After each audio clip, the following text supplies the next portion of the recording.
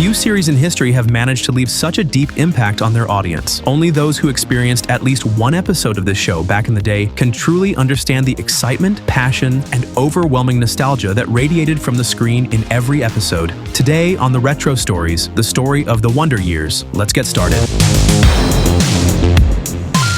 Our generation didn't invent nostalgia, that's for sure. But if anyone ever thought otherwise, this show clears up any doubt. The series was created by Carol Black and Neil Marlines, a pair of American writers who wanted to tell a story that captured the life of a typical suburban family, focusing on the beautiful yet painful experiences we all go through during adolescence. In fact, the show never specifies or mentions the exact state where the family lives, intentionally aiming for broader relatability. The show's title was inspired by a popular bread commercial from the late 1960s. These are the wonder years, the formative years, 1 through 12, when your child develops in many ways, actually grows to 90% of her adult height.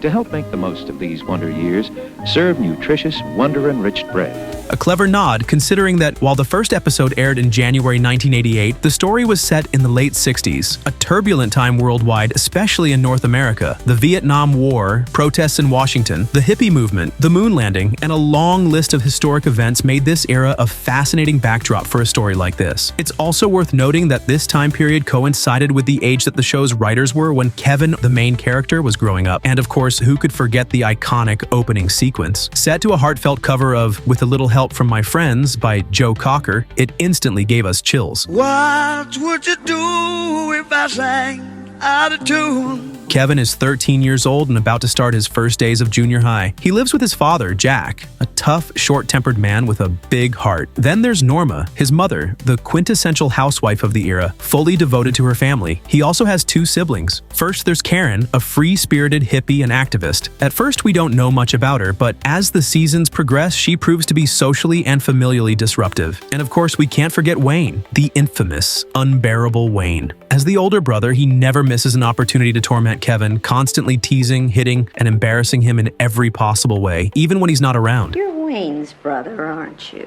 Well, according to my mother, yes. You've got a tough row to hoe, young man. Though, to be fair to his character, Wayne does have occasional moments of affection and kindness. Kevin's true allies and adventure companions are his friends. First, there's Paul, a rather unique kid. Academically brilliant, socially awkward, and allergic to just about everything. For years, a bizarre rumor spread that the actor who played Paul grew up to be Marilyn Manson. But no, that was just one of those internet myths that got debunked years later. And now it's time to introduce Winnie Cooper. What an incredible stroke of luck. A helpless waif would be even more lost than we were. A helpless waif in fishnet tights and go-go boots. From this moment on, Winnie would become many things to Kevin. His greatest inspiration, a beautiful companion, a source of frustration, and, above all, a true friend. One of the most interesting narrative techniques of the show was its constant use of voiceover. This was adult Kevin, confirming that everything we saw was part of a retrospective. At the same time, it served as the voice of his conscience, a highly neurotic one, by the way. The voice was provided by Daniel Stern, best known as one of the Wet Bandits from Home Alone. He not only narrated the series, but also directed several episodes. The first episode aired as a trial run on January 31st, 1988, right after the broadcast of the 22nd Super Bowl. The massive sports audience left the network with a perfect lead-in for the show's debut, a perfect mix of nostalgia, tragedy, and love, capped off with a magical ending. That unforgettable first kiss between 2 young kids wasn't just their characters' first kiss, it was also the first real kiss of the actors' lives. Thanks to the positive reception, ABC decided to add 5 more episodes to the schedule. Brilliant, funny, splendid. It's a real hoot. Join People magazine and all the people who love The Wonder Years, premiering as a series Tuesday after Who's the Boss. Those 6 episodes were enough to capture the audience's attention and pave the way for the second season, which premiered in November of that same year. 17 new episodes took Kevin, along with Winnie, Paul, his family, and a host of memorable side characters through new everyday adventures. The praise from critics and awards like the Golden Globe soon followed. The winner is The Wonder Years.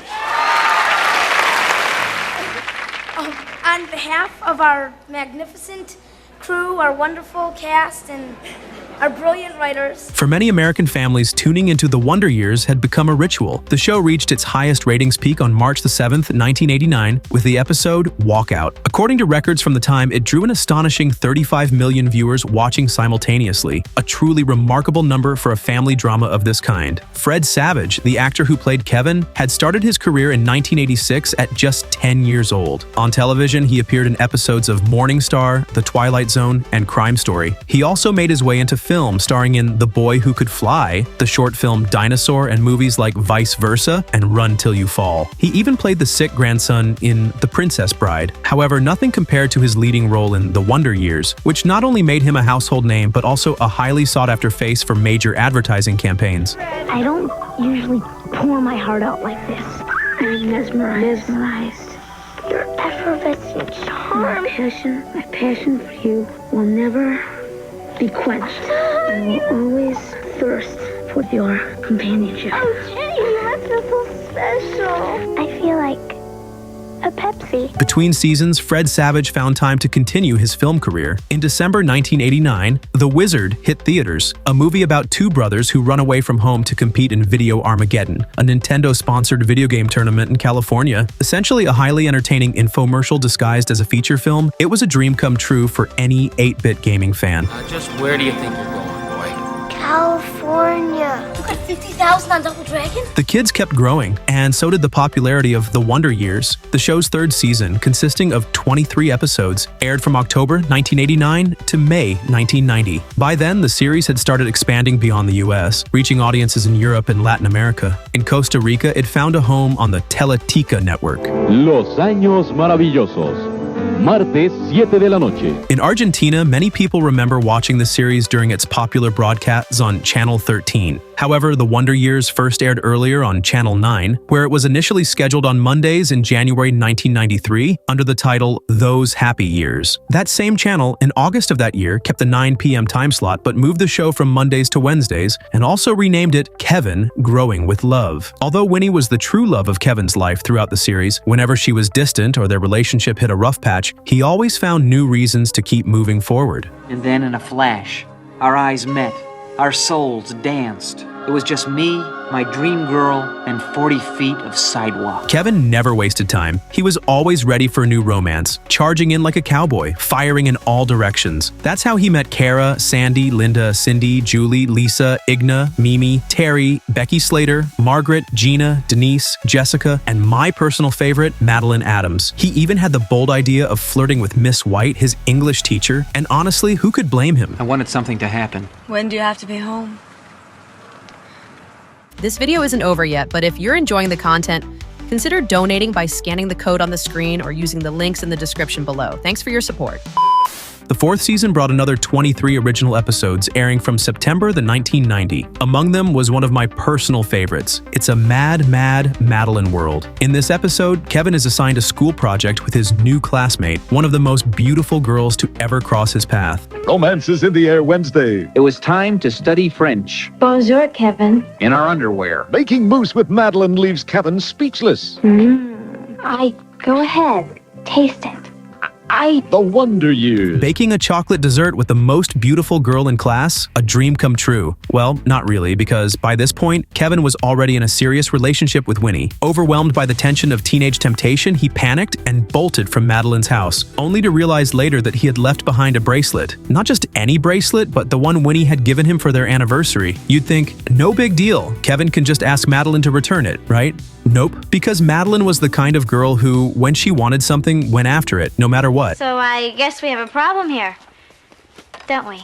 Well, you'll have to come by my house tonight and pick it up. If Madeline's face looks familiar, it's because she was played by actress Julie Condra, who 2 years later portrayed Marshall Teller's sister in the iconic and brilliant series Erie, Indiana. By this time, The Wonder Years and its signature style had already become a television classic. In fact, Jeff Martin, the writer of the 21st episode of The Simpsons' second season, decided to parody the show. I didn't realize it at the time, but a little piece of my childhood had slipped away. Another 24 episodes of The Wonder Years arrived with the fifth season the following year, and it was becoming increasingly evident that the actors were growing up. New stories and slightly more mature themes emerged, but the show's essence remained intact. However, audience interest gradually started to decline. Finally, in September 1992, the sixth and final season premiered, concluding in May 1993. You fell in love with them 5 years ago. Now, in a television event not to be missed, find out what happens to Kevin and Winnie, best friend Paul, brother Wayne, and the entire Arnold family. This final double episode brought the series to a total of 115 episodes and became a major event for fans. They were treated to a truly emotional and heartfelt conclusion. Growing up happens in a heartbeat. One day you're in diapers, next day you're gone. And the thing is, after all these years, I still look back with wonder. For the fifth season of The Simpsons, 2 more writers paid tribute to the Wonder Years, this time right from the beginning of the episode. Oh, baby, Although lead actors like Fred Savage and Danica McKellar continued their careers, the impact of their characters in this series was undeniable. They never quite managed to land roles as significant or popular as the ones they played during that time. Those really were the wonder years for us there in the suburbs. It was kind of a golden age for kids. The Wonder Years, a series that undoubtedly left a deep mark and touched the hearts of kids and adults across the world. Let me know in the comments if you used to watch this series and which episode was your favorite. Also, feel free to drop your suggestions for future videos. That's all for today. Share this video with your friends, subscribe to the channel, and I'll see you next time.